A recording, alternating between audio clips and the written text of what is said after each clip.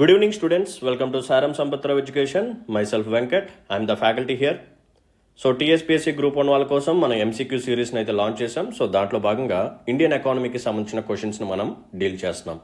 So ఈ సెషన్ని అసలు miss అవ్వద్దు, ఎందుకంటే మీ అందరి కోసం ఒక ఇంపార్టెంట్ టాపిక్ని కొంచెం డెప్త్గా కాంప్రహెన్సివ్గా నేను చెప్పబోతున్నాను. సో ఆ పర్టికులర్ టాపిక్ ఏంటంటే balance of payment. So BOP. So దాని గురించి నేను డీటెయిల్గా చెప్తాను. కొన్ని ఇంపార్టెంట్ పాయింట్స్ కూడా చెప్తా, వాటిని కూడా మీరు మెన్షన్ చేసుకోండి. ఐ హోప్ మీ అందరూ రన్నింగ్ నోట్స్ని మెయింటైన్ చేస్తున్నారని అనుకుంటున్నా. నేను ఫస్ట్ సెషన్లోనే చెప్పాను, నా సెషన్స్కి ప్రతి ఒక్కళ్ళు రన్నింగ్ నోట్స్ని మెయింటైన్ చేయండి. వాటన్నిటిని ఎవ్రీ వీక్ రివైజ్ చేయండి. Okay, right.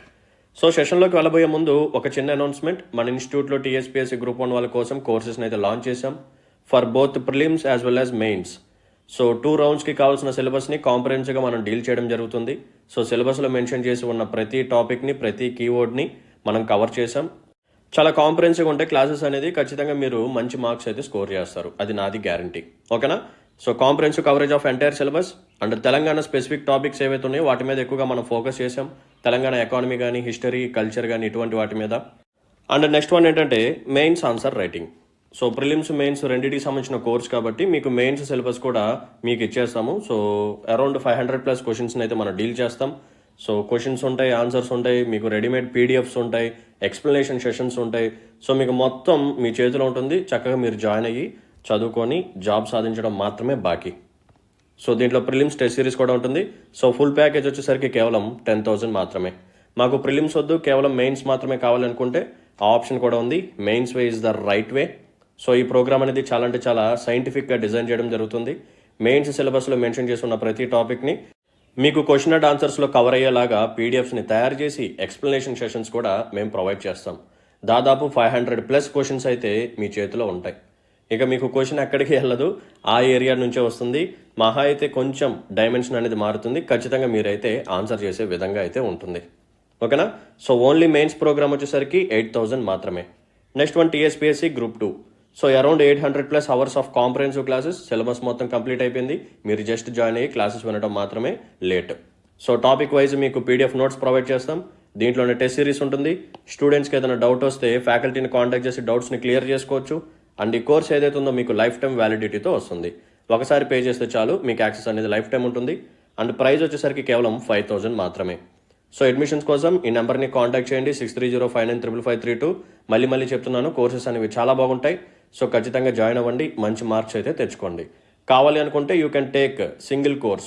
ఇండియన్ ఎకానమీ కావాలనుకుంటే మీరు ఈ నెంబర్కి కాంటాక్ట్ చేసి వెంకట్ సార్ డీల్ చేసిన ఇండియన్ ఎకానమీ కోర్స్ ఒకటి కావాలి అంటే ఆ ఒక్క కోర్స్ కూడా మీరు పర్చేజ్ చేసుకోవచ్చు. సైన్స్ అండ్ టెక్నాలజీ డిఫికల్టీగా ఫీల్ అవుతున్నారా? నా కోర్స్ జాయిన్ అవ్వండి, ఖచ్చితంగా మీకు సైన్స్ అండ్ టెక్నాలజీ ఈజీగా మారిపోతుంది. సో అది కూడా మీరు సింగిల్ కోర్స్ పర్చేజ్ చేసుకోవచ్చు. ఒకసారి ఈ నెంబర్కి కాంటాక్ట్ చేసి డీటెయిల్స్ కనుక్కోండి. ఓకేనా? రైట్. సో ఫస్ట్ క్వశ్చన్ చూడండి. Which one of the following measures is not likely to aid in improving India's balance of payment position? So వీడియోని పాజ్ చేసి క్వశ్చన్ని అర్థం చేసుకోవడానికి ట్రై చేయండి. సో క్వశ్చన్లో వాడు ఏమడుగుతున్నాడంటే, మన ఇండియాకి సంబంధించిన బీఓపీ ఏదైతే ఉందో, nothing but balance of payment ఏదైతే ఉందో, దీనికి నెగిటివ్ ఎఫెక్ట్ క్రియేట్ చేసేది ఏంటి అంటే, మన ఇండియాకి సంబంధించిన బ్యాలెన్స్ ఆఫ్ పేమెంట్కి మంచి చేసేది అడగట్లేదు, చెడు చేసేది అడుగుతున్నాడు. సో ఆప్షన్స్ చూద్దాం. Promotion of import substitution policy, devaluation of rupee, imposition of higher tariff on imports, levying on higher duties on exports. ఓకేనా? రైట్. అసలు యాక్చువల్గా బ్యాలెన్స్ ఆఫ్ పేమెంట్లో మనకి ఎటువంటి సిచ్యువేషన్ ఉంటే మంచిది అంటే, ఇంపోర్ట్స్ అనేవి తక్కువ ఉండాలి, ఎక్స్పోర్ట్స్ అనేవి ఎక్కువగా ఉండాలి. ఓకేనా? మన దేశానికి వచ్చే ఇంపోర్ట్స్ తక్కువగా ఉండాలి, మన దేశం నుంచి బయటికి వెళ్ళే ఎక్స్పోర్ట్స్, నథింగ్ బట్ ఆ గూడ్స్ అండ్ సర్వీసెస్ ఏవైతే ఉన్నాయో అవి ఎక్కువగా ఉండాలన్నమాట. అప్పుడే మనకి బ్యాలెన్స్ ఆఫ్ పేమెంట్ అనేది పాజిటివ్గా ఉంటుంది, లేకపోతే సర్ప్లస్లో ఉంటుంది, లేకపోతే ఏమవుతుంది నెగిటివ్, లేకపోతే డెఫిసిట్లో ఉంటుంది. ఇప్పుడు మనం ఆప్షన్స్ చూద్దాం. ఫస్ట్ వన్ ఆడేమంటున్నాడు, promotion of import substitution policy. మీకు ఇక్కడ ఇంపోర్ట్ సబ్స్టిట్యూషన్ పాలసీ అంటే ఏంటో చెప్పాలి. సో చెప్తాను చూడండి. Import substitution policy. So government ఏం చేస్తుందంటే, మన ఇండియాలోకి వచ్చే ఇంపోర్ట్స్ మీద ఎక్కువగా ట్యాక్సెస్ని విధిస్తుంది. ఫర్ సపోజ్ ఇది ఇండియా అనుకోండి. సో ఇతర దేశాల నుంచి మనకి చాలా గూడ్స్ అనేవి వస్తూ ఉంటాయి. నథింగ్ బట్ మనం ఎక్కువగా గూడ్స్ని ఇంపోర్ట్ చేసుకుంటూ ఉంటాం. సో అలా ఇంపోర్ట్ చేసుకునేటప్పుడు వాటి మీద ట్యాక్సెస్ని పెంచుతుందన్నమాట. నథింగ్ బట్ టారిఫ్ బ్యారియర్స్ని గవర్నమెంట్ ఆఫ్ ఇండియా పెంచుతుంది. సో ఇప్పుడు ఏం జరుగుతుంది, ఆ పర్టికులర్ ప్రోడక్ట్ యొక్క ప్రైస్ అనేది బాగా పెరిగిపోతుంది. ఓకే, ఇప్పుడు ఒక చిన్న ఎగ్జాంపుల్ తీసుకుందాం. బయట నుంచి ఒక చాక్లెట్ వస్తుంది, ఆ చాక్లెట్ పేరు C1. అండ్ మన ఇండియాలో సేమ్ ప్రోడక్ట్ ఆల్మోస్ట్ అలాగే మంచి క్వాలిటీతో మనం కూడా ఒక చాక్లెట్ని తయారు చేస్తున్నాం, దాని పేరు C2. సో జనరల్గా ఈ C1 C2 రెండు సేమ్ ప్రైజెస్లో ఉన్నాయి అనుకోండి, సేమ్ ప్రైజెస్లో ఉన్నాయి. C1 కూడా 10 రూపీస్ ఉంది, C2 కూడా 10 రూపీస్ ఉంది. సో ఈ రెండు మార్కెట్లో అవైలబుల్గా ఉంటే మీరు ఏది కొంటారు? అరే ఇది మన ఇండియాకి సంబంధించిన చాక్లెట్ కదా, ఓకే ఇది ఎందుకులే ఫారిన్ చాక్లెట్ తిందామని చెప్పి ఇది తీసుకుంటాం, ఎందుకంటే రెండు ఆల్మోస్ట్ సేమ్ ప్రైస్ కాబట్టి. సో ఇప్పుడు ఏం జరుగుతుంది, అందరూ ఫారిన్ చాక్లెట్సే మన ఇండియాలో కొంటూ ఉంటారు. మన ఇండియాలో తయారు చేయబడిన చాక్లెట్స్ని ఎవరు కొనరు. సో దీని ద్వారా నెగిటివ్ ఇంపాక్ట్ ఏంటంటే మన డొమెస్టిక్ ఇండస్ట్రీ ఏదైతే ఉందో, మన ఇండియన్ కంపెనీస్ చాక్లెట్స్ తయారు చేసే కంపెనీస్ ఏవైతే ఉన్నాయో వాళ్ళు నష్టపోతారు. ఎందుకంటే సేల్స్ నడవకపోతే వాళ్ళకి ప్రాఫిట్స్ రావు కదా, ఇంకా వాళ్ళ బిజినెస్ని క్లోజ్ చేసేసుకుంటారు. సో ఇలా మన డొమెస్టిక్ కంపెనీస్ని కాపాడుకోవడం కోసం, మన డొమెస్టిక్ ప్రొడక్షన్ని ఇంక్రీజ్ చేసుకోవడం కోసం మన ఇండియా ఏం చేస్తుందంటే ఈ ఫారిన్ గూడ్స్ ఏవైతే ఉన్నాయో వాటి మీద ఎక్కువగా ట్యాక్సెస్ని విధించడం ద్వారా వాటి యొక్క ప్రైజెస్ని పెంచుతుంది. సో ఇప్పుడు ఏం జరుగుతుందంటే ఫారిన్ నుంచి వచ్చే చాక్లెట్ C1 ఏదైతే ఉందో దీని యొక్క ప్రైస్ 20 రూపీస్కి వెళ్ళిపోతుంది. ఎందుకు, ఇప్పుడు మనం ఎక్కువగా ట్యాక్సెస్ వేసాం కాబట్టి ఆటోమేటిక్గా ఫైనల్ ప్రైస్ అనేది పెరిగిపోతుంది. నెక్స్ట్ ఇదే టైంలో మన ఇండియా తయారు చేసిన చాక్లెట్ ఏదైతే ఉందో ఇది 10 రూపీస్కే అవైలబుల్గా ఉంది. ఓకేనా, రైట్. సో ఇప్పుడు మనం ఏం చేస్తాం, మార్కెట్కి వెళ్తాం, చాక్లెట్ కొనడానికి ట్రై చేస్తాం. సో రెండు చూస్తాం, ఇదేమో 20 రూపాయలు, ఇదేమో 10 రూపాయలు. సో మనం ఏమనుకుంటాం, ఇది 10 రూపీస్ ఉంది, ఇది 20 రూపీస్ ఉంది, సో డబల్ ఉంది రేట్ అనేది. సో మన ఇండియా యొక్క చాక్లెట్ మనం తీసుకుందాము, సో బడ్జెట్స్ ఏమవుతుందని చెప్పి మన ఇండియన్ చాక్లెట్ తీసుకొని ఇదే తింటాం. సో ఇక్కడ ఏం జరుగుతుంది, మన ఇండియాకి సంబంధించిన చాక్లెట్స్ అనేవి ఎక్కువగా సేల్ అవుతాయి, మన ఇండియన్ కంపెనీస్ ఎక్కువగా ప్రాఫిట్స్లోకి వస్తారు, వాళ్ళు కూడా ఇంకా ప్రొడక్షన్ పెంచుతూ ఉంటారు, సేల్స్ పెరుగుతూ ఉంటాయి. సో డొమెస్టిక్ ప్రొడక్షన్ అనేది పెరుగుతుంది, ఆటోమేటిక్గా మన యొక్క ఇన్కమ్ అనేది పెరుగుతుంది, మన వాళ్ళు బాగుపడతారు, మన ఇండియన్ కంపెనీస్ బాగా హ్యాపీగా ఉంటాయి. ఓకేనా, రైట్. సో ఇది ఇంపోర్ట్ సబ్స్టిట్యూషన్ పాలసీ అంటే ఇది మీనింగ్. సో ఇంపోర్ట్ సబ్స్టిట్యూషన్ పాలసీని మనం ప్రమోట్ చేయడం ద్వారా బ్యాలెన్స్ ఆఫ్ పేమెంట్కి పాజిటివ్ జరుగుతుందా నెగిటివ్ జరుగుతుందా? Of course it is creating positive impact. ఓకేనా, రైట్. సో నెక్స్ట్ వన్ చూడండి, డీవాల్యుయేషన్ ఆఫ్ రూపీ. ఇప్పుడు దీని గురించి మాట్లాడదాం, డీవాల్యుయేషన్ ఆఫ్ రూపీ. సో దీని ద్వారా బీఓపీకి మంచి జరుగుతుందా లేకపోతే చెడు జరుగుతుందా? Right. So $1 equal to 80 rupees, ఇది ప్రెజెంట్ సిచ్యువేషన్. తర్వాత ఏం జరిగింది, మన యొక్క రూపీ అనేది డీవాల్యుయేషన్కి గురైంది, $1 ఈక్వల్ టు 90 రూపీస్ అయింది. ఓకే, సో ఇది మన ఇండియా, ఇది మిగతా దేశాలు, rest of the world. So మిగతా దేశాల నుంచి మనం ఏం చేసుకుంటాం, ఇంపోర్ట్స్ చేసుకుంటాం, అలాగే మిగతా దేశాలకు కూడా మనం ఏం చేస్తాం, ఎక్స్పోర్ట్స్ చేస్తాం. ఓకే, ఇంపోర్ట్ చేసుకుంటున్నాం, మన గూడ్స్ని కానీ సర్వీసెస్ని కానీ మనం వేరే దేశాల నుంచి మనం ఇంపోర్ట్స్ చేసుకుంటున్నాం కాబట్టి మనం ఏం చేయాలి, వాళ్ళకి డబ్బులు కట్టాలి. ఏ ఫామ్లో పే చేయాలి, డాలర్స్లో పే చేయాలి. ఓకే, ఒక ఇంపోర్టర్ ఉన్నాడు, ఓకేనా, ఒక ఇంపోర్టర్ ఉన్నాడు మన ఇండియాలో, బయట నుంచి గూడ్స్ని ఇంపోర్ట్ చేసుకున్నాడు, వాడి యొక్క బిల్ ఎంత అయిందంటే $10 అయింది. సో వీడికి $10 కావాలి అంటే ఇంతకుముందు సిచ్యువేషన్లో ఎంత పెట్టి కొనాలి, 800 రూపీస్ పెట్టి కొనాలి, అవునా, డన్. మరి ఇప్పుడు ఏం జరిగింది, రూపీ అనేది పడిపోయింది, రూపీ అనేది డీవాల్యుయేషన్కి గురైంది. ఇప్పుడు మనోడికి $10 కావాలి అంటే ఎంత మనీ ఖర్చు పెట్టాలి, 900 రూపీస్ని ఖర్చు పెట్టాలి. ఓకేనా, రైట్. సో ఇది ఒక సిచ్యువేషన్. నెక్స్ట్ ఎవరున్నారు అంటే ఎక్స్పోర్టర్స్. ఎవరు, ఎక్స్పోర్టర్స్ అంటే మన దేశం నుంచి బయటికి ఎక్స్పోర్ట్స్ చేసేవాళ్ళు. పర్ఫెక్ట్. సో ఒక ఎక్స్పోర్టర్ ఉన్నాడు, వీడు ఏం చేశాడు, బయటికి కొన్ని గూడ్స్ని ఎక్స్పోర్ట్ చేశాడు, వీడికి ఒక $10 వచ్చాయి. ఓకేనా, ఎందుకంటే మనం గూడ్స్ వేరే వాళ్ళకి పంపితే వాళ్ళు మనకి ఏమిస్తారు, వాళ్ళు మనకి డబ్బులు ఇస్తారు కాబట్టి ఆ డబ్బులు డాలర్స్లో ఉంటాయి కాబట్టి మనకి ఇప్పుడు $10 వచ్చాయి. ఈ $10ని తీసుకొని వెళ్ళి వాడు ఇంతకుముందు మార్కెట్లో మార్చుకుంటే వాడికి 800 రూపాయలు వచ్చేవి. ఇప్పుడు ఇదే $10ని తీసుకెళ్ళి వాడు మార్కెట్లో చేంజ్ చేస్తే వాడికి ఇప్పుడు 900 రూపీస్ వస్తున్నాయి. ఓకేనా, సో ఇద్దరిని కంపేర్ చేయండి, ఎవరిద్దరిని, ఇంపోర్టర్ని ఎక్స్పోర్టర్ని. సో ఇక్కడ రూపీ యొక్క వాల్యూ అనేది పడిపోయింది.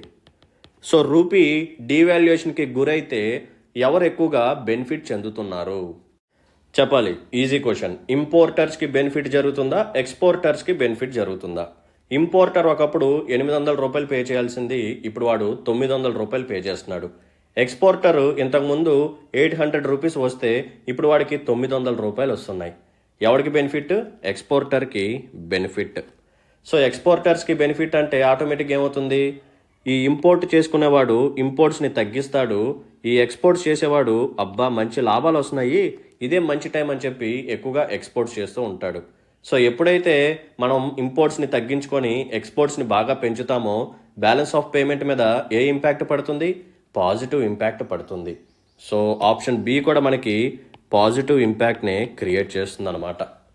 Okay, right. నెక్స్ట్ వన్ చూడండి, imposition of higher tariff on imports.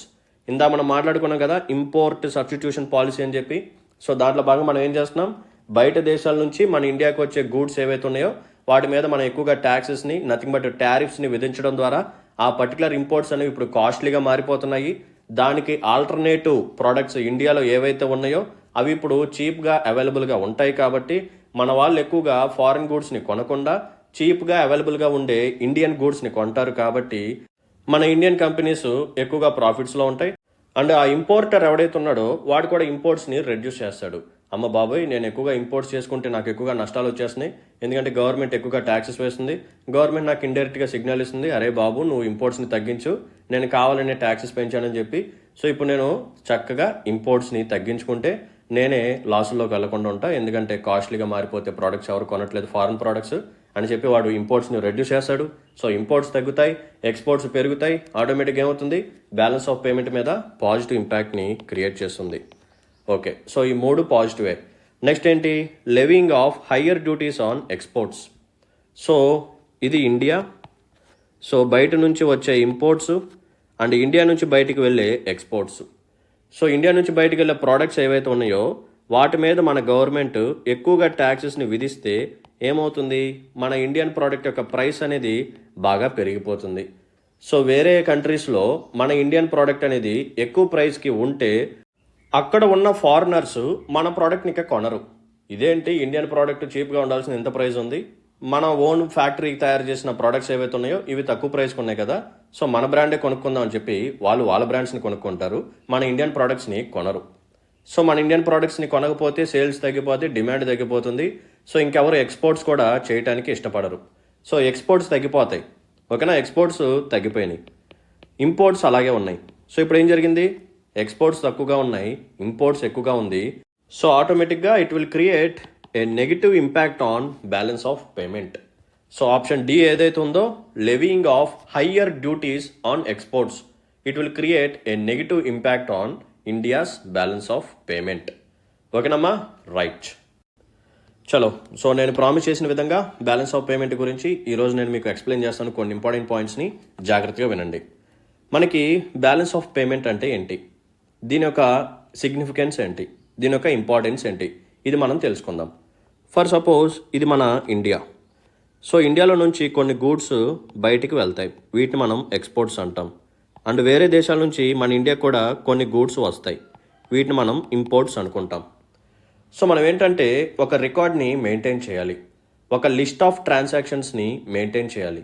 ఎందుకు అంటే మన ఇండియా యొక్క పొజిషన్ మనకి తెలియాలి, మన ఇండియా యొక్క గ్రోత్ మనకి తెలియాలి, మన దగ్గర ఫారెక్స్ రిజర్వ్స్ ఎంత ఉన్నాయి ఇది మనకి తెలియాలి, మన దగ్గర ఉన్న ప్రెజెంట్ ఫారెక్స్ రిజర్వ్స్ ఏవైతే ఉన్నాయో అవి ఎంతకాలం వరకు సరిపోతాయి ఇది కూడా మనకి తెలియాలి.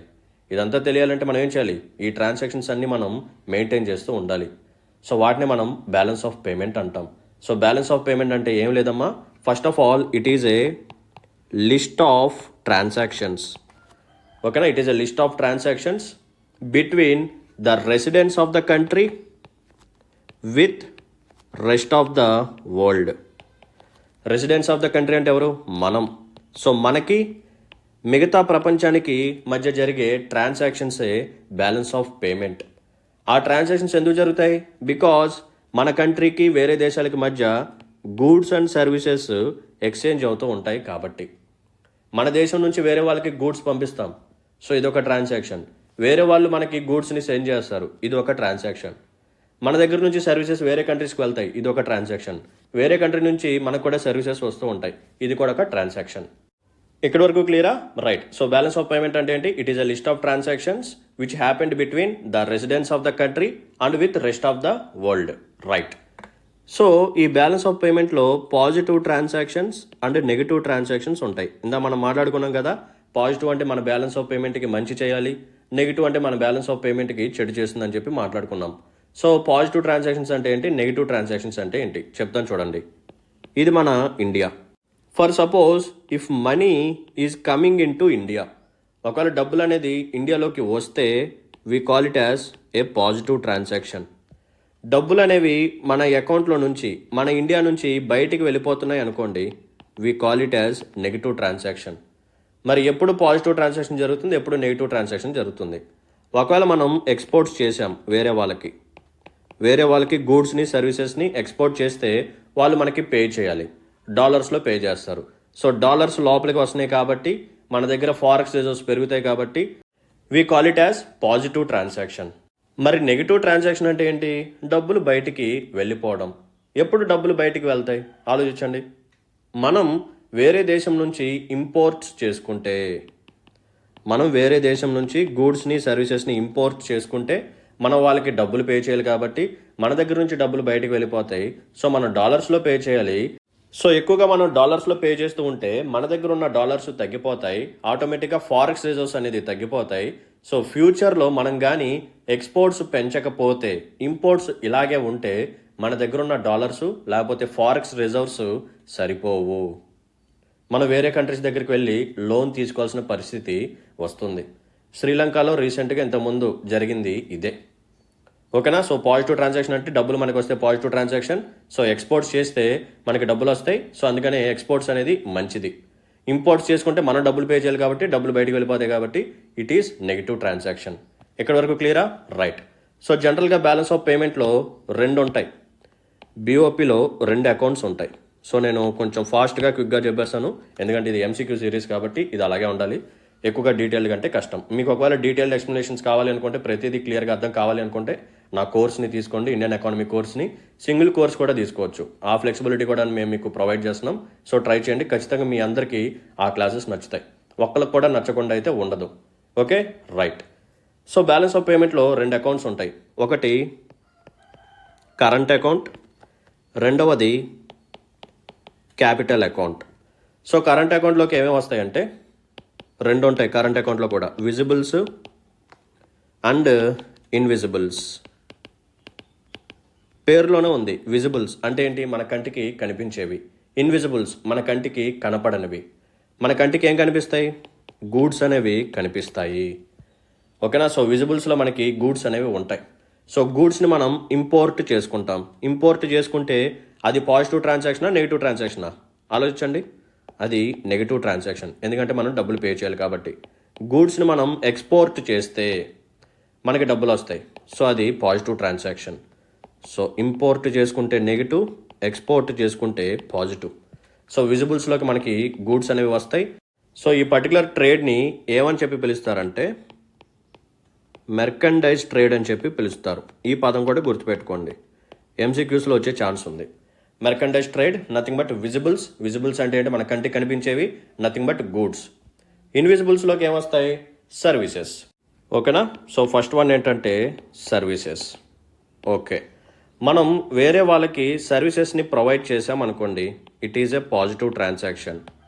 మనం వేరే వాళ్ళ నుంచి సర్వీసెస్ని పొందితే వాళ్ళకి మనం డబ్బులు పే చేయాలి కాబట్టి it is A negative transaction. Nothing but ఇప్పుడు సాఫ్ట్వేర్ కంపెనీస్ ఉన్నాయి కదా మన ఇండియాలో, నథింగ్ బట్ ఈ టీసీఎస్ కానీ, ఇన్ఫోసిస్ కానీ, డెలాయిట్ కానీ, క్యాప్జెమినీ కానీ, ఇవన్నీ. సో వాళ్ళు ఏం చేస్తారు, వేరే దేశాల కోసం ఇక్కడ వర్క్ చేస్తూ ఉంటారు. సో మన వాళ్ళంతా ఆ ప్రోడక్ట్స్ని తయారు చేసి, నథింగ్ బట్ ఆ కోడ్స్ని తయారు చేసి ఆ సర్వీసెస్ని వేరే దేశాలకి ప్రొవైడ్ చేస్తూ ఉంటారు. సో అప్పుడు డబ్బులు మనకు వస్తాయి. So it is a positive transaction for us. అందుకని సర్వీస్ సెక్టర్ అనేది చాలా ఇంపార్టెంట్, ఓకే, రైట్. సో దీంతోపాటు ఇంకా కొన్ని ఉంటాయి ఇన్విజిబుల్స్లో. అదేంటంటే ఒకటి ట్రాన్స్ఫర్ పేమెంట్. ఏంటిదమ్మా, ట్రాన్స్ఫర్ పేమెంట్స్. ఈ ట్రాన్స్ఫర్ పేమెంట్స్లో 3 ఉంటాయి. అవేంటివి, remittances, donations, gifts. First remittances అంటే ఏంటో చెప్తాను చూడండి. ఇప్పుడు మీకు తెలుసు కదా, చాలామంది మన ఇండియాలో యూత్ కానీ లేకపోతే మిడిల్ ఏజ్ వాళ్ళు ఏం చేస్తారు, వేరే దేశాలకు వెళ్ళి అక్కడ పనిచేస్తూ ఉంటారు. చాలామంది క్యాంపులకి వెళ్తూ ఉంటారు. ముఖ్యంగా దుబాయ్ కానీ అబుదాబి కానీ ఇటువంటి కంట్రీస్కి వెళ్తారనమాట. సో అక్కడికి వెళ్ళి వాళ్ళు ఏం చేస్తారు, పని చేస్తారు, పని చేసి మనీని సంపాదిస్తారు. సో అక్కడ సంపాదించిన మనీని ఇండియాకి వాళ్ళ ఫ్యామిలీ మెంబర్స్కి పంపిస్తారనమాట. సో డబ్బులు మనకు వస్తున్నాయి కదా, మన ఇండియాలోకి వస్తున్నాయి కదా మనీ అనేది. సో అటువంటి టైమ్స్లో పాజిటివ్ ట్రాన్సాక్షన్ వేస్తాం. సో మీకు తెలుసు కదా, చాలామంది ఉమెన్ కూడా ఆ కంట్రీస్కి వెళ్ళి అక్కడ కేర్ టేకర్స్గా వర్క్ చేస్తూ ఉంటారు. సో అక్కడ కష్టపడి ఫ్యామిలీ మెంబర్స్కి ఎక్కడికి మనీ పంపిస్తూ ఉంటారు. So we call it as remittances. ఓకేనా, రైట్. ఇదే రెమిటెన్సెస్లో నెగిటివ్ ట్రాన్సాక్షన్స్ కూడా ఉంటాయి. ఎలా?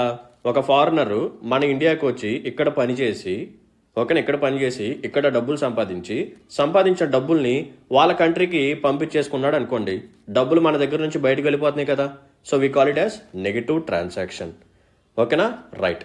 నెక్స్ట్ వన్ ఏంటి? డొనేషన్స్. సో ఎవరన్నా వేరే కంట్రీ వాళ్ళు మన కంట్రీకి ఏదన్నా డొనేషన్స్ చేస్తే అది ఏ ట్రాన్సాక్షన్ అవుతుంది? పాజిటివ్ ట్రాన్సాక్షన్ అవుతుంది. ఓకేనా. ఒకవేళ మనమే వేరే దేశాలకి డొనేషన్ చేసామనుకోండి, చిన్న చిన్న దేశాలు, శ్రీలంక కానీ, నేపాల్ కానీ, ఆఫ్ఘనిస్తాన్ లాంటి కంట్రీస్, బంగ్లాదేశ్ లాంటి కంట్రీస్, ఇటువంటి వాటికి మనం హెల్ప్ చేస్తూ ఉంటాం, డొనేషన్స్ ఇస్తూ ఉంటాం. సో మనీ మన దగ్గర నుంచి బయటకు వెళ్ళిపోతున్నాయి కాబట్టి we call it as negative transaction. Next one gifts. So family members కానీ లేకపోతే ఎవరైనా సరే మనకి గిఫ్ట్స్ పంపించారనుకోండి, పాజిటివ్ ట్రాన్సాక్షన్. లేదు మనమే వేరే వాళ్ళకి గిఫ్ట్స్ పంపిస్తే it is a negative transaction. That's it. ఓకేనా. సో దీన్ని మనం ఏమని చెప్పి పిలుస్తాం? ట్రాన్స్ఫర్ పేమెంట్స్ అని చెప్పి పిలుస్తాం. దీంట్లో 3 ఉంటాయి: రెమిటెన్సెస్, డొనేషన్స్, గిఫ్ట్స్. సో యాక్చువల్గా ట్రాన్స్ఫర్ పేమెంట్స్లో ఎటువంటి వర్క్ అనేది ఉండదు. ఓకేనా. Transfer of payments without work, అంతే కదా. ఇప్పుడు ఫర్ సపోజ్ మా బ్రదర్ యూఎస్ఏలో ఉన్నాడు, వాడు అక్కడ కష్టపడి డాలర్స్ని సంపాదించాడు. నా కోసం ఏదైనా బర్త్డే గిఫ్ట్కో లేకపోతే మామూలు సరదాగా వాడు నాకు మనీ పంపించాడు అనుకోండి, అది ఏ ట్రాన్సాక్షన్? Positive transaction. ఓకే. నేనేమన్నా వాడి కోసం వర్క్ చేశానా? లేదు. ఆ యూఎస్ఏ కంట్రీకి నేనేమన్నా వర్క్ చేశానా? లేదు. మరి నాకు డబ్బులు వచ్చాయి. ఓకేనా. So transfer of payments without work. అలాగే డొనేషన్స్ కూడా. ఇండియా అనేది ఇప్పుడు బంగ్లాదేశ్కి డొనేట్ చేసింది అనుకోండి, బంగ్లాదేశ్ ఇండియా కోసం ఏమన్నా వర్క్ చేసిందా? లేదు. మనం జస్ట్ డొనేట్ చేసాం అంతే. గిఫ్ట్స్ కూడా అంతే. ఎవరన్నా మన కోసం పని చేస్తేనే గిఫ్ట్ ఇస్తామా? లేదు కదా. సో అకేషన్స్ని బేస్ చేసుకొని బర్త్డే గిఫ్టో లేకపోతే యానివర్సరీ గిఫ్టో అలా మనం ఇస్తూ ఉంటాం. Okay, right. So next one ఏంటంటే, ఇన్విజిబుల్స్లో మనం సర్వీసెస్ చూసేసాం, ట్రాన్స్ఫర్స్ చూసేసాం. నెక్స్ట్ కేటగిరీ ఏంటంటే ఇన్కమ్. ఇన్కమ్ అని చెప్పి ఇంకొకటి ఉంటుంది. సో ఇన్కంలో కూడా మళ్ళీ 3 వస్తాయి. ఈ 3 ఏంటంటే, ఒకటి ప్రాఫిట్, రెండవది ఇంట్రెస్ట్, మూడవది డివిడెండ్. సో మీకు తెలుసని అనుకుంటున్నాను ప్రాఫిట్ అంటే ఏంటి, ఇంట్రెస్ట్ అంటే ఏంటి, డివిడెండ్ అంటే ఏంటి. సో తెలీదా? ఎక్స్ప్లెయిన్ చేస్తాను చూడండి. ప్రాఫిట్ అంటే ఏంటి? లాభం. సో ఇది ఇండియా. ఒక ఇండియన్ కంపెనీ యూఎస్ఏలో కూడా బ్రాంచ్ని ఓపెన్ చేసింది, అక్కడ ప్రాఫిట్స్ని సంపాదించింది. అక్కడ ప్రాఫిట్స్ని సంపాదించిన తర్వాత ఆ మనీని ఇండియాకి సంబంధించిన మెయిన్ బ్రాంచ్కి పంపించేసింది అనుకోండి, ఇప్పుడు డబ్బులు ఎక్కడికి వస్తున్నాయి? మన ఇండియాలోకి వస్తుంది. సో అది పాజిటివ్ ట్రాన్సాక్షన్. ఒకవేళ యూఎస్ఏకి సంబంధించిన కంపెనీ ఇండియాలో ఒక బ్రాంచ్ను ఓపెన్ చేసి మన ఇండియాలో లాభాలు సంపాదించి ఇక్కడ సంపాదించిన లాభాలని యూఎస్ఏ తన యొక్క హోమ్ కంట్రీకి పంపించేసింది అనుకోండి, డబ్బులు బయటకు వెళ్ళిపోతున్నాయి. సో అది నెగిటివ్ ట్రాన్సాక్షన్. ఓకేనా. ఇలా ప్రాఫిట్ అనేది వర్క్ అవుతుంది. మన ఇండియన్ కంపెనీస్ వేరే దేశాల్లో బాగా పర్ఫామ్ చేసి అక్కడ లాభాలు సంపాదించి హోమ్ బ్రాంచ్ నథింగ్ బట్ మన ఇండియాకి తిరిగి ఆ ప్రాఫిట్స్ని పంపించేస్తే అది పాజిటివ్.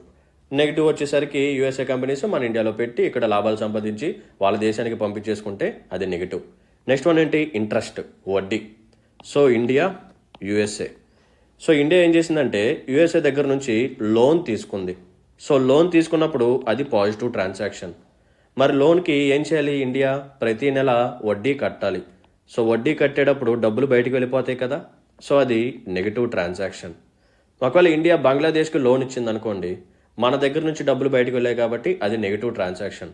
బంగ్లాదేశ్ ఏం చేస్తుంది? ప్రతి నెల మనకి వడ్డీ కడుతుంది. సో ప్రతి నెల వడ్డీ కట్టేటప్పుడు మన దగ్గరికి డబ్బులు వస్తాయి కాబట్టి అది పాజిటివ్ ట్రాన్సాక్షన్. సో ఇలా ఇంట్రెస్ట్ పేమెంట్స్ కూడా ఉంటాయి.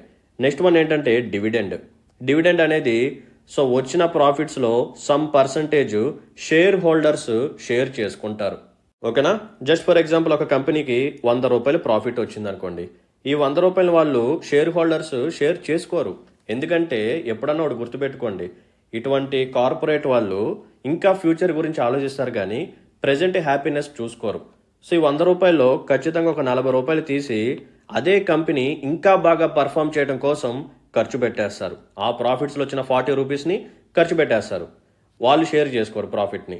రిమైనింగ్ 60 రూపీస్ ఏవైతే ఉన్నాయో వీటిని వాళ్ళు షేర్ చేసుకుంటారనమాట. సో దీన్ని మనం డివిడెండ్ అంటాం. ఓకేనా? రైట్. సో ఇలా డివిడెండ్లో మన ఇండియన్ షేర్ హోల్డర్స్ ఉన్నారనుకోండి, మన దగ్గర డబ్బులు వస్తాయి కాబట్టి it is A positive transaction. ఇదే షేర్ హోల్డర్స్లో ఫారినర్స్ ఎక్కువగా ఉన్నారనుకోండి, వాళ్ళకి డబ్బులు వెళ్ళిపోతాయి కాబట్టి it is A negative transaction. అంతే సింపుల్. ఓకేనా? Right. So this is all about current account. So current అకౌంట్లో రెండు ఉంటాయి, విజిబుల్స్, ఇన్విజిబుల్స్. విజిబుల్స్లో గూడ్స్ వస్తాయి అన్నమాట. దాన్ని మనం మెర్కండైజ్డ్ ట్రేడ్ బ్యాలెన్స్ అని చెప్పి పిలుస్తాం.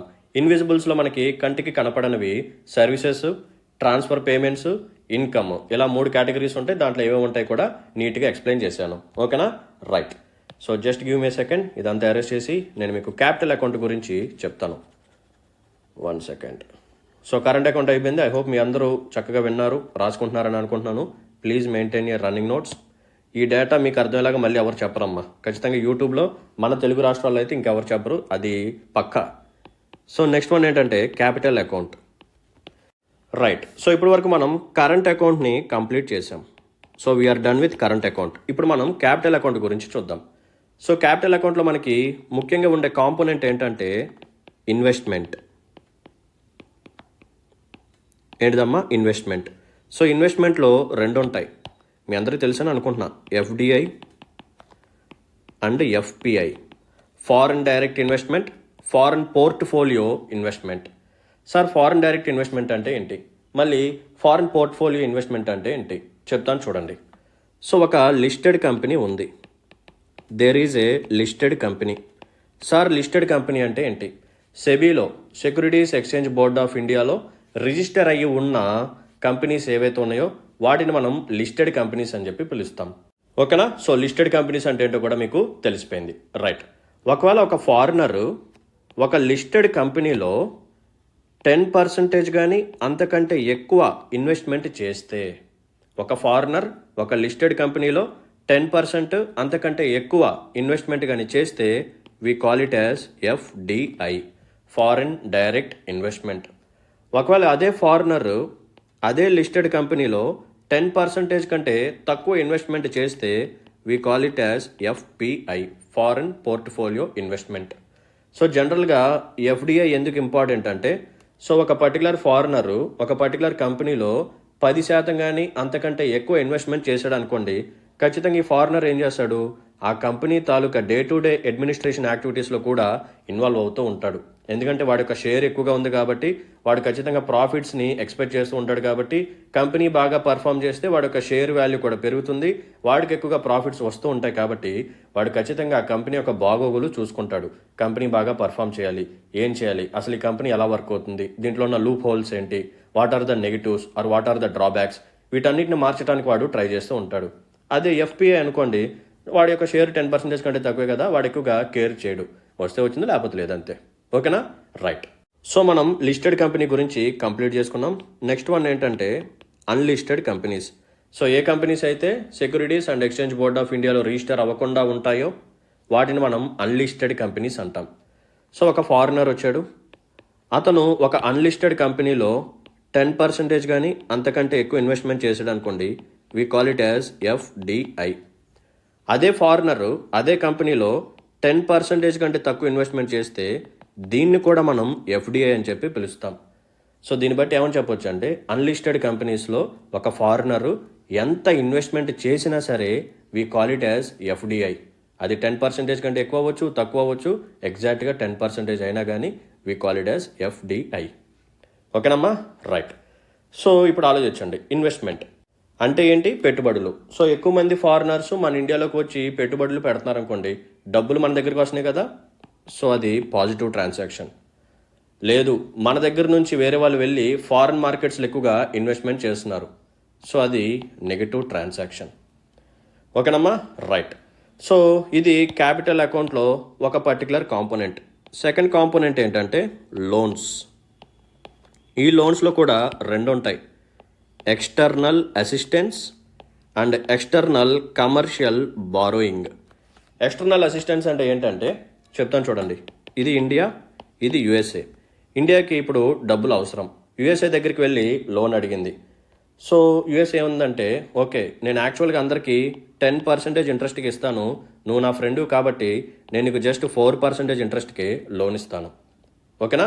సో దీన్ని మనం ఎక్స్టర్నల్ అసిస్టెన్స్ అని చెప్పి పిలుస్తాం. చాలామంది ఏమనుకుంటారంటే ఎక్స్టర్నల్ అసిస్టెన్స్ అంటే ఎటువంటి ఇంట్రెస్ట్ లేకుండా ఇచ్చే లోన్ అని అనుకుంటారు, బట్ అది తప్పు. లేకపోతే ఫ్రీగా ఇచ్చే మనీ అనుకుంటారు, అది తప్పు. ఎక్స్టర్నల్ అసిస్టెన్స్లో కూడా మనకి ఇంట్రెస్ట్ అనేది ఉంటుంది, బట్ చాలా తక్కువ ఇంట్రెస్ట్ వేసి ఇస్తారు కాబట్టి we call it as external assistance. ఓకేనా? సో దీంట్లో కూడా పాజిటివ్ ఉంటుంది, నెగిటివ్ ఉంటుంది. మనం యూఎస్ఏ దగ్గర నుంచి డబ్బులు తీసుకుంటున్నాము ఎక్స్టర్నల్ అసిస్టెన్స్ రూపంలో, సో ఇది పాజిటివ్. ఒకవేళ బంగ్లాదేశ్కి మనం కానీ ఎక్స్టర్నల్ అసిస్టెన్స్ కింద లోన్ కానీ ప్రొవైడ్ చేస్తే తక్కువ వడ్డీ రేటుతో, సో మన దగ్గర నుంచి డబ్బులు వెళ్ళిపోతున్నాయి కాబట్టి ఇది negative. Okay, right. So this is all about external assistance. So దీంట్లో కూడా పాజిటివ్ ఉంటుంది, నెగిటివ్ ఉంటుంది. నెక్స్ట్ వన్ చూడండి, ఎక్స్టర్నల్ కమర్షియల్ బారోయింగ్. సో పేరులోనే ఉంది కమర్షియల్. కమర్షియల్ అంటే ఎవరు? కంపెనీస్. సో మన ఇండియాకి సంబంధించిన కంపెనీస్ ఏవైతే ఉన్నాయో వీళ్ళు ఫారిన్ కంట్రీస్లో నుంచి లోన్స్ తీసుకుంటారనమాట. ఓకేనా? మన ఇండియన్ కంపెనీస్ ఫారిన్ కంట్రీ నుంచి లోన్స్ తీసుకుంటారు కాబట్టి we call it as external commercial borrowing. So ఇందులో కూడా మనకి పాజిటివ్ ఉంటుంది, నెగిటివ్ ఉంటుంది. సో మన కంపెనీస్ ఫారిన్లో నుంచి డబ్బులు తీసుకొని వస్తే అది పాజిటివ్. ఒకవేళ మన వాళ్ళు ఫారిన్ కంపెనీస్కి లోన్స్ ప్రొవైడ్ చేస్తే అది నెగిటివ్. ఓకేనమ్మా, రైట్. సో దీంతో మనం క్యాపిటల్ అకౌంట్ కూడా కంప్లీట్ చేసాం. So we're done with current account and capital account. So current అకౌంట్లో ఉండే ట్రాన్సాక్షన్స్ ఏవైతే ఉన్నాయో generally they are short term transactions. ఈ పాయింట్ కూడా గుర్తుపెట్టుకోండి. ఎందుకంటే ఇప్పుడు గూడ్స్ ఎవరైనా నాకు పంపించారనుకోండి, నేను వాడికి డబ్బులు కట్టాలి, వెంటనే కట్టేస్తా, షార్ట్ టర్మ్ అయిపోయింది. ఓకే, అదే క్యాపిటల్ అకౌంట్లో ఉండే ట్రాన్సాక్షన్స్ ఏవైతే ఉన్నాయో అవి లాంగ్ టర్మ్. ఎందుకంటే ఇందులో పెట్టుబడులు ఉన్నాయి కాబట్టి, ఇన్వెస్ట్మెంట్. సో పెట్టుబడులు ఈ రోజు పెట్టి రేపు తీసేస్తారు ఎవడన్నా? లేదు కదా. ఒక ఫారినర్ వచ్చి ఒక 20% కానీ 30% కానీ 40% కానీ ఎక్కువగా షేర్స్ కొనేసాడు అనుకోండి ఒక కంపెనీలో, వాడు ఏం చేస్తాడు? ఆ కంపెనీని బాగా గ్రో చేయడానికి ట్రై చేస్తాడు. ఓకేనా? ఆ కంపెనీ బాగా పర్ఫామ్ చేసి వాడు ఒక షేర్ వాల్యూని పెంచుకోవడానికి ట్రై చేస్తాడే తప్ప ఈరోజు 30% షేర్స్ కొనేసి రేపు అదే 30% షేర్స్ నమ్మేస్తాడా? లేదు కదా, రైట్. సో అందుకని క్యాపిటల్ ట్రాన్సాక్షన్స్ ఏవైతే ఉన్నాయో ఇవన్నీ లాంగ్ టర్మ్. అంతే, లోన్స్ కూడా ఆలోచించండి. ఈ రోజు లోన్ తీసుకొని ఎవడన్నా రేపు కట్టేస్తాడా? కాదు కదా. అది 1 సంవత్సరం ఉండొచ్చు, 2 సంవత్సరాలు ఉండొచ్చు, లేకపోతే మంత్స్లో కూడా ఉండొచ్చు. సో అందుకని క్యాపిటల్ అకౌంట్లో ఉండే ట్రాన్సాక్షన్స్ అన్నీ లాంగ్ టర్మ్, కరెంట్ అకౌంట్లో ఉండే ట్రాన్సాక్షన్స్ అన్నీ షార్ట్ టర్మ్. ఓకేనమ్మా, రైట్. సో మన ఇండియాలో జనరల్గా క్యాపిటల్ అకౌంట్లో ఎటువంటి ప్రాబ్లమ్స్ ఉండవు. క్యాపిటల్ అకౌంట్లో మనం సర్ప్లస్గానే ఉంటాం. The problem is from current account. So అందుకని మనకు ఎక్కువగా కరెంట్ అకౌంట్ డెఫిసిట్ అనేది వస్తూ ఉంటుంది. ఎందుకంటే కరెంట్ అకౌంట్లో ఏముంటాయి? గూడ్స్ అండ్ సర్వీసెస్ ఉంటాయి. మనం ఎక్కువగా ఇంపోర్ట్స్ చేసుకుంటున్నాం, చాలా తక్కువగా ఎక్స్పోర్ట్స్ చేస్తున్నాం.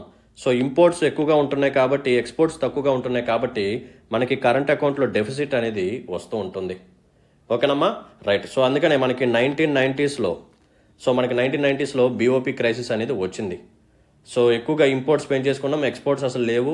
సో మన దగ్గర ఫారెక్స్ రిజర్వ్స్ కూడా తగ్గిపోయాయి. సో అప్పుడు మన పరిస్థితి అనేది చాలా బ్యాడ్గా ఉంది. సో ఆ టైంలో మనం ఏం చేసాం? వరల్డ్ బ్యాంక్ అండ్ ఐఎంఎఫ్ దగ్గరికి వెళ్ళాం. సో వాళ్ళు మనకి లోన్ ప్రొవైడ్ చేస్తామన్నారు, బట్ కొన్ని కండిషన్స్ పెట్టారు. ఏమని? నీ యొక్క మార్కెట్ ఏదైతే ఉందో అది చాలా క్లోజ్డ్గా ఉంది, సో కొంచెం మార్కెట్ని ఓపెన్ చేయి. ఓకేనా? అంటే అప్పటి వరకు ఈ ఫారిన్ ఇన్వెస్ట్మెంట్ ఏదైతే ఉందో దీని మీద చాలా రెస్ట్రిక్షన్స్ ఉండేవి. అంటే ఎలా అంటే, ఫర్ సపోజ్ డిఫెన్స్ అనే సెక్టర్ తీసుకోండి. ఈ డిఫెన్స్ అనే సెక్టర్లో ఇంతకుముందు చాలా తక్కువ పర్సంటేజ్ మాత్రమే మనం ఫారిన్ ఇన్వెస్టర్స్కి ఓపెన్ చేసి పెట్టాం. సో మనం కానీ తక్కువ పర్సంటేజే ఓపెన్ చేసి పెడితే మనకి ఇన్వెస్ట్మెంట్ కూడా తక్కువే వస్తుంది.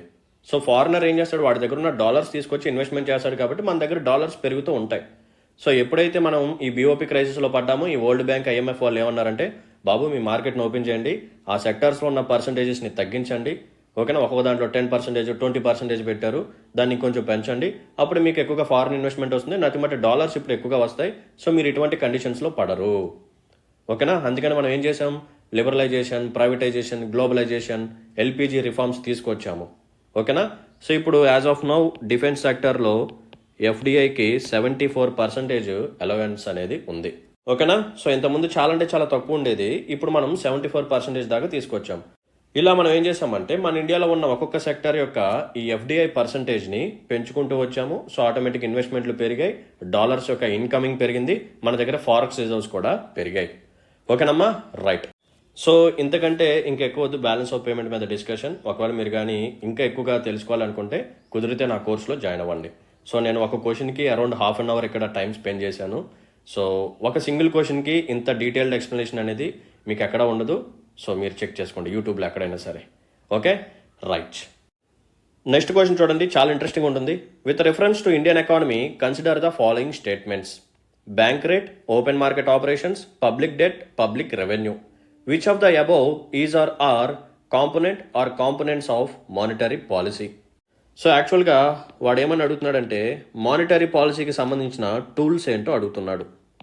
మానిటరీ పాలసీకి సంబంధించిన టూల్స్. సో మానిటరీ పాలసీ అంటే ఏంటి? ఫస్ట్ ఆఫ్ ఆల్ దీన్ని ఎవరు యూజ్ చేస్తారు? ఆర్బీఐ యూజ్ చేస్తుంది. ఎందుకు యూజ్ చేస్తుంది? To control inflation, to promote economic growth, to increase employment opportunities, nothing but reducing అన్ఎంప్లాయ్మెంట్ని రెడ్యూస్ చేయాలి, ఎంప్లాయ్మెంట్ ఆపర్చునిటీస్ని పెంచాలి. ఓకే, అలా పెంచాలంటే కొన్ని ఆయుధాలు కావాలి. వాటిని మనం టూల్స్ అని చెప్పి పిలుస్తాం. ఈ టూల్స్లో 2 రకాలు ఉంటాయి: quantitative tools and qualitative tools. Quantitative tools అంటే ఏంటంటే లాస్ట్ క్లాస్లో మనం మాట్లాడుకున్నాం కదా, CRR, SLR, cash reserve ratio, statutory liquidity ratio, వీటితో పాటు repo rate, reverse repo rate, marginal standing facility, standing deposit facility, open market operation and bank rate. ఓకేనా, ఏమేమి మాట్లాడుకున్నాం? First of all CRR, SLR and repo rate. Next one reverse repo rate. ఇంకేముంటాయి? MSF, marginal standing facility and standing deposit facility, open market operation, bank rate. So 1, 2, 3, 4, 5, 6, 7, 8. ఈ 8 ఏవైతే ఉన్నాయో they comes under quantitative tools of monetary policy. Next one ఏంటి? Qualitative tools. ఏంటివమ్మ? Qualitative tools. So జనరల్గా దీంట్లోకి ఏమేమి వస్తాయంటే ప్రయారిటీ సెక్టర్ లెండింగ్, చాలా important, PSL, priority sector lending. Next one ఏంటంటే లోన్ టు మార్జిన్ రిక్వైర్మెంట్స్. ఇవన్నీ కొంచెం కాన్సెప్చువల్గా ఇంట్రెస్టింగ్గా ఉంటాయి. సో టైం వచ్చినప్పుడు చెప్తా, don't worry. Priority sector lending, loan to margin requirement. Next one moral suasion, prompt corrective action. ఇవన్నీ క్వాలిటేటివ్ టూల్స్ అనమాట. Okay, right. సో ఇక్కడ ఉన్న టూల్స్లో మీకు ఆప్షన్స్లో ఏమేమి కనిపిస్తున్నాయి ఒకసారి చూడండి. నేను అన్ని టూల్స్ చెప్పేశాను. సో ఆప్షన్స్ ఎతకండి, మీకే ఆన్సర్ వచ్చేస్తుంది. బ్యాంక్ రేట్ ఉందా లేదా? సో ఇక్కడ ఉంది కదా బ్యాంక్ రేటు, ఇక్కడ చూడండి ఉంది కదా, రైట్. సో బ్యాంక్ రేట్ ఉంది. ఓపెన్ మార్కెట్ ఆపరేషన్, దీనిపైనే చెప్పాను. So open market operation. So public debt, public revenue, ఇవి అసలు గవర్నమెంట్కి సంబంధించినవి. They don't come under monetary policy. So answer ఏంటి? Option C 1 and 2. ఓకే, మరి నేను మీకు bank rate, open market operation ఇది కూడా చెప్పాలా వద్దా? సరే, చాలా క్విక్గా చెప్పేస్తాను, జాగ్రత్తగా వినండి. ఫస్ట్ వన్ ఏంటంటే bank rate. So bank rate అంటే ఏంటి? సో ఒక సైడ్ మనకి ఆర్బీఐ ఉంటుంది, ఇంకో సైడ్ మనకి నార్మల్ బ్యాంక్స్ ఉంటాయి. సో బ్యాంక్స్కి అప్పుడప్పుడు డబ్బులు అవసరం అవుతుంది. ఓకేనా, అప్పుడప్పుడు డబ్బులు అవసరం అవుతుంది. సో బ్యాంక్స్ ఏం చేస్తాయి? ఆర్బీఐ దగ్గరికి లోన్ కోసం వస్తాయి. సో ఆర్బీఐ ఏం చేస్తుంది? బ్యాంక్స్కి లోన్స్ని ప్రొవైడ్ చేస్తుంది. సో లోన్స్ని ప్రొవైడ్ చేసినప్పుడు ఆర్బీఐ ఏం చేస్తుందంటే బ్యాంక్స్ మీద ఇంట్రెస్ట్ రేట్ని ఛార్జ్ చేస్తుంది. సో బ్యాంక్స్ ఏం చేస్తాయి? ఎవ్రీ మంత్ ఆర్బీఐకి ఇంట్రెస్ట్ని పే చేయాలి. సో ఆ ఇంట్రెస్ట్ రేటే బ్యాంక్ రేట్ అనమాట. చాలామంది రెపో రేటుకి బ్యాంక్ రేటుకి కన్ఫ్యూజ్ అవుతారు, ఎందుకంటే రెండు ఆల్మోస్ట్ సిమిలరే.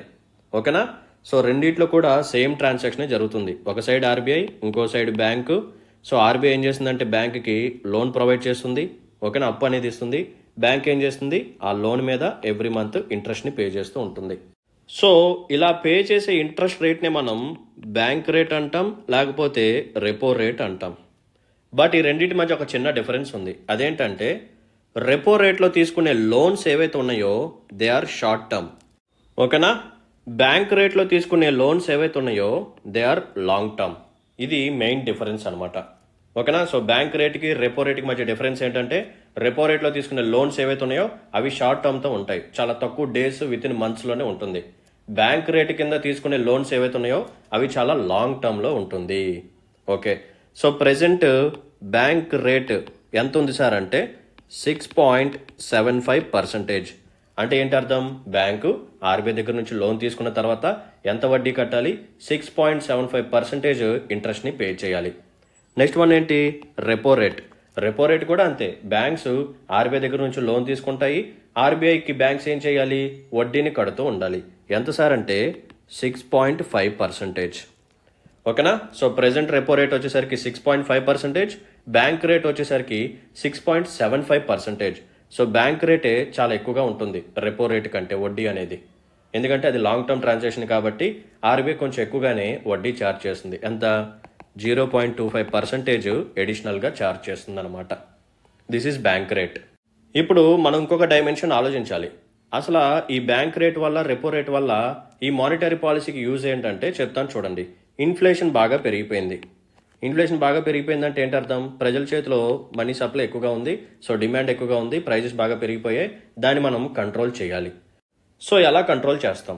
సో దాన్ని మనం కంట్రోల్ చేయాలంటే బ్యాంక్స్ దగ్గర డబ్బులు లేకుండా చేయాలి. బ్యాంక్స్ దగ్గర తక్కువ డబ్బులు ఉండేలాగా చూడాలి. అది ఎలా చేయాలో చెప్తాను చూడండి. సో బ్యాంక్ నా దగ్గరికి వచ్చింది, నేను ఆర్బీఐ అనుకోండి. బ్యాంక్ నా దగ్గరికి వచ్చింది, లోన్ అడిగింది. ఒకవేళ నేను తక్కువ ఇంట్రెస్ట్ రేట్కి లోన్ ప్రొవైడ్ చేశాను అనుకోండి, వాడు తీసుకుంటాడు. తీసుకొని బయటకు మళ్ళీ లోన్స్ ఇచ్చేస్తాడు.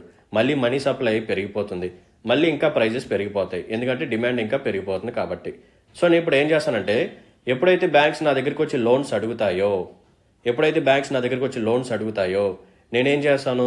బాబు, నేను ఎక్కువ వడ్డీ వేసి ఇస్తాను, నేను తక్కువ వడ్డీకి అయితే ఇవ్వను అని చెప్తా. ఇప్పుడు బ్యాంక్ ఏమనుకుంటుంది? బాబాయ్ వీడేంటి ఎంత ఎక్కువ ఇంట్రెస్ట్ రేట్ చెప్తున్నాడు, సో ఇప్పుడు వద్దులే, తర్వాత తీసుకుందాంలే లోను, ఇప్పుడు అవసరం లేదులే అని చెప్పి బ్యాంకు వెళ్ళిపోతుంది అనమాట. ఇప్పుడు బ్యాంక్ దగ్గర డబ్బులు ఉన్నాయా? లేవు. బ్యాంక్ దగ్గర డబ్బులు లేకపోతే బయట కస్టమర్స్కి లోన్స్ ఇవ్వగలదా? ఇవ్వలేదు. సో బయట లోన్స్ వెళ్ళకపోతే మనీ సప్లై తగ్గుతుంది. సో ఆటోమేటిక్గా కన్జంప్షన్ డిమాండ్ తగ్గుతుంది, ప్రైజెస్ తగ్గుతాయి, ఇన్ఫ్లేషన్ తగ్గుతుంది. సో ఇన్ఫ్లేషన్ని కంట్రోల్ చేయాలి అంటే ఆర్బీఐ ఏం చేయాలి? బ్యాంక్ రేట్ని పెంచాలి, లేకపోతే రెపో రేట్ని పెంచాలి. ఓకేనా? Right. So this is all about bank rate. Next one ఏంటంటే ఓపెన్ మార్కెట్ ఆపరేషన్. ఇది చాలా అంటే చాలా ఇంట్రెస్టింగ్గా ఉంటుంది. సో చూశారు కదా, ఎకానమీ అంటే ఇంతే ఇంట్రెస్టింగ్ సబ్జెక్ట్ ఇది. యాక్చువల్గా మీకు అర్థమైతే చాలా అంటే చాలా బ్యూటిఫుల్గా ఉంటుంది, ఇంట్రెస్ట్ వస్తుంది. ఒకవేళ అర్థం కాకపోతే భూతం ఇది. సో ఇప్పుడు నేను మీకు ఓపెన్ మార్కెట్ ఆపరేషన్ అంటే ఏంటో చెప్తాను చూడండి. What is OMO? దీనికి రిలేటెడ్గా ఇంకోటి ఉంటుంది, దాని పేరు ఆపరేషన్ ట్విస్ట్. అది నేను నెక్స్ట్ క్లాసెస్లో చెప్తాను. ఎందుకంటే ఇక్కడే చాలా ఎక్కువ టైం అయిపోతుంది, నేను మీకు ఎక్కువగా ఎక్స్ప్లెయిన్ చేసేస్తున్నాను కంటెంట్ అనేది. సో వద్దులేండి, తర్వాత క్లాస్లో అవి మనం మాట్లాడుకుందాం. Right. So open market operation అంటే ఏంటి చెప్తాను చూడండి. సో ఆర్బీఐ ఏం చేస్తుందంటే మార్కెట్లోకి వచ్చి గవర్నమెంట్ సెక్యూరిటీస్ని అమ్మటం లేకపోతే కొనడం, నథింగ్ బట్ పర్చేజ్, ఇవి రెండు చేస్తుంది అనమాట. ఓకేనా? ఆర్బీఐ ఏం చేస్తుంది? మార్కెట్లోకి వచ్చి గవర్నమెంట్ సెక్యూరిటీస్ని అమ్మడం లేకపోతే కొనడం, ఇవి రెండు చేస్తుంది. సార్ ఎందుకు? ఆర్బీఐకి ఏం పని పాటలేదా? చెప్తాను చూడండి. ఇది మార్కెట్ అమ్మ. మార్కెట్లో డబ్బులు బాగా ఉన్నాయి, మనీ సప్లై బాగా పెరిగిపోయింది. మనీ సప్లై బాగా పెరిగిపోతే ఏంటి అర్థం? ప్రజల చేతిలో డబ్బులు బాగా ఉన్నాయి, సో కన్జంప్షన్ ఎక్కువగా ఉంది, డిమాండ్ ఎక్కువగా ఉంది, సో ఆటోమేటిక్గా ప్రైజెస్ పెరిగిపోతాయి, సో ఇన్ఫ్లేషన్ పెరిగిపోతుంది. సో ఇది మంచిది కాదు. దీన్ని కంట్రోల్ చేయాలంటే ఏం చేయాలి? మార్కెట్లో ఉన్న డబ్బుల్ని లాగేయాలి. ఎలా లాగుతాం? ఆర్బీఐ వచ్చి నీ దగ్గర ఉన్న 1000 రూపాయలు ఇటిచ్చే, నీ దగ్గర 10,000 ఉన్నాయా ఇటిచ్చే అంటే ఊరుకుంటారా? ఎగిరి తంతారు. సో ఇక్కడ ఏం చేస్తుందంటే ఆర్బీఐ, బాబు నా దగ్గర గవర్నమెంట్ సెక్యూరిటీ ఉంది, కొనండి అని చెప్పి ఇచ్చింది అనుకోండి. ప్రజలు ఏమనుకుంటారు? ఓకే, సో అవి కొనటం కంటే గవర్నమెంట్ సెక్యూరిటీ, సో మంచి సేఫ్ సెక్యూరిటీ కాబట్టి కొందాం అని చెప్పి ఆర్బీఐ కదా ఇస్తుందని చెప్పి ఆర్బీఐ దగ్గర నుంచి ఈ గవర్నమెంట్ సెక్యూరిటీస్ని కొనేస్తారు. ఈ డబ్బులన్నీ ఇప్పుడు ఆర్బీఐ దగ్గరికి వెళ్ళిపోతాయి. సో ఇప్పుడు ఏం జరిగింది? మార్కెట్లోకి గవర్నమెంట్ సెక్యూరిటీస్ వచ్చాయి, మార్కెట్లో నుంచి డబ్బులు బయటికి వెళ్ళిపోయాయి. సో ఇప్పుడు డబ్బులు లేవు మార్కెట్లో, సో ప్రజల దగ్గర డబ్బులు లేవు చేతిలో, సో కన్జంప్షన్ తగ్గుతుంది, డిమాండ్ తగ్గుతుంది, ప్రైజెస్ తగ్గుతాయి, ఇన్ఫ్లేషన్ తగ్గుతుంది. సో ఇన్ఫ్లేషన్ని తగ్గించడం కోసం, లేకపోతే ఇన్ఫ్లేషన్ని కంట్రోల్ చేయడం కోసం ఆర్బీఐ ఏం చేస్తుందంటే గవర్నమెంట్ సెక్యూరిటీస్ని అమ్ముతుంది, గవర్నమెంట్ సెక్యూరిటీస్ని సెల్ చేస్తుంది. Point number 1. నెక్స్ట్ వన్ ఏంటి? సో మార్కెట్ బాగా డల్గా ఉందమ్మా, ఎకనామిక్ గ్రోత్ బాగా పడిపోయింది, అసలు కన్జంప్షన్ లేదు, డిమాండ్ లేదు, సో ప్రజల దగ్గర డబ్బులు లేవు, సో ఎటువంటి ఇన్వెస్ట్మెంట్ లేదు, ఎటువంటి వర్క్స్ కూడా జరగట్లేదు, ఎవరు ఇల్లులు కట్టుకోవట్లేదు, ఎవరికి పని, నథింగ్ బట్ వర్క్ ఆపర్చునిటీ కూడా ఎక్కడా లేదు. సో ఇప్పుడు మనం ఏం చేయాలి? ఎకనామిక్ గ్రోత్ని ప్రమోట్ చేయాలి. ఎకనామిక్ గ్రోత్ని ప్రమోట్ చేయాలంటే ఏం చేయాలి? డబ్బులు మార్కెట్లోకి రావాలి. ఎలా వస్తాయి? సో ఇప్పుడు ఆర్బీఐ ఏం చేస్తుందంటే, ఇక్కడ కొంతమంది పీపుల్ ఉంటారు, ప్రజలు ఉంటారు, వీళ్ళ దగ్గర గవర్నమెంట్ సెక్యూరిటీస్ ఉంటాయి. ఓకే, వీళ్ళ దగ్గర గవర్నమెంట్ సెక్యూరిటీస్ ఉంటాయి, బట్ డబ్బులు లేవు, వీళ్ళకి డబ్బులు కావాలి. సో ఆర్బీఐ ఏం చేస్తుందంటే, బాబు ఎవరి దగ్గర అయితే గవర్నమెంట్ సెక్యూరిటీస్ ఉన్నాయో వాళ్ళు వచ్చి నాకు అమ్ముకోవచ్చు అని చెప్తుంది. సో మన వాళ్ళు ఏం చేస్తారు, అందరూ వెళ్ళిపోయి ఇదిగో నా దగ్గర ఉంది తీసుకో, నా దగ్గర ఉంది తీసుకో, ఇదిగో నా దగ్గర ఉంది తీసుకో అని చెప్పి ఫ్లాప్ అయిపోయిన సినిమా టికెట్లు ఎలా అయితే మనం అమ్మేస్తామో అలాగే గవర్నమెంట్ సెక్యూరిటీస్ని కూడా ప్రజలు ఆర్బీఐకి అమ్మేస్తారు. సో ఇప్పుడు ఆర్బీఐ ఏం చేస్తుంది, గవర్నమెంట్ సెక్యూరిటీస్ని తీసేసుకొని ప్రజలకి డబ్బులు ఇస్తుంది. ఎందుకంటే కొంటుంది కాబట్టి డబ్బులు ఇవ్వాలి కదా, సో డబ్బులు ఇచ్చేస్తుంది. సో ఇప్పుడు ఏం జరిగింది, ప్రజల దగ్గర ఉన్న గవర్నమెంట్ సెక్యూరిటీస్ వెళ్ళిపోయాయి, ప్రజల దగ్గరికి ఇప్పుడు అడిషనల్గా డబ్బులు వచ్చాయి, నథింగ్ బట్ మనీ సప్లై పెరిగింది. ఇప్పుడు ప్రజలు ఏం చేస్తారు, ఎవరైనా ఇల్లు కట్టుకోవాలనుకుంటే కట్టుకుంటారు. ఇల్లు కట్టుకోవాలంటే ఏం కావాలి, రా మెటీరియల్స్ కావాలి.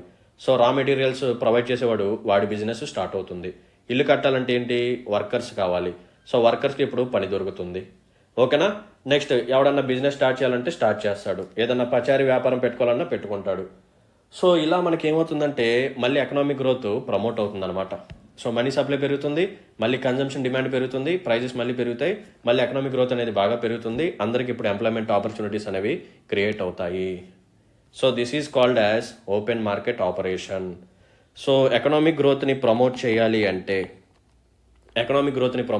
అంటే ఆర్బీఐ ఏం చేయాలి, గవర్నమెంట్ సెక్యూరిటీస్ని కొనాలి, పర్చేస్ చేయాలి. ఇన్ఫ్లేషన్ని తగ్గించాలంటే గవర్నమెంట్ సెక్యూరిటీస్ని అమ్మాలి, ఎకనామిక్ గ్రోత్ని ప్రమోట్ చేయాలంటే గవర్నమెంట్ సెక్యూరిటీస్ని కొనాలి. ఇలా మీకు కాన్సెప్ట్ తెలియాలి, అప్పుడే మీకు ఎగ్జామ్స్లో ఆన్సర్స్ అనేవి మీరు పెట్టగలరు. నేను మళ్ళీ చెప్తున్నాను, single line question, single line answer, ఇటువంటి రోజులు పోయాయి. కాంపిటేటివ్ ఎగ్జామ్స్లో ఏ ఎగ్జామినేషన్ అయినా సరే, గ్రూప్ 1 అయినా గ్రూప్ 2 అయినా, అది ఏపీ అయినా తెలంగాణ అయినా సరే, ఒకటి చెప్తాను గుర్తుపెట్టుకోండి. సో బట్టి లేకపోతే ఫ్యాక్ట్స్ బేస్డ్ మీద క్వశ్చన్స్ అయితే చాలా తగ్గిపోయాయి. కొన్ని ఉంటాయి బట్ చాలా వరకు తగ్గిపోయాయి. మీరు చూసారు కదా, క్వశ్చన్ ఒక 2 to 3 లైన్స్ ఉండటం, లేకపోతే స్టేట్మెంట్సే మల్టిపుల్ ఉండటం, ఒక్కొక్క స్టేట్మెంటే 2 to 3 లైన్స్ ఉండడం, ఇలాంటి పొజిషన్ మనకు ఉంది. సో అలాంటప్పుడు మీకు కాన్సెప్ట్ తెలిస్తేనే మీరు ఆన్సర్ చేయగలరు, కానీ బట్టి పడితే మీరు ఏమీ చేయలేరు. అర్థమైందా? రైట్. సో ఆన్సర్ ఏంటి, bank rate and open market operation 1 and 2 option C. So ఈ క్వశ్చన్ చూడండి, easy question. The first phase of liberalisation was initiated in India under the regime of.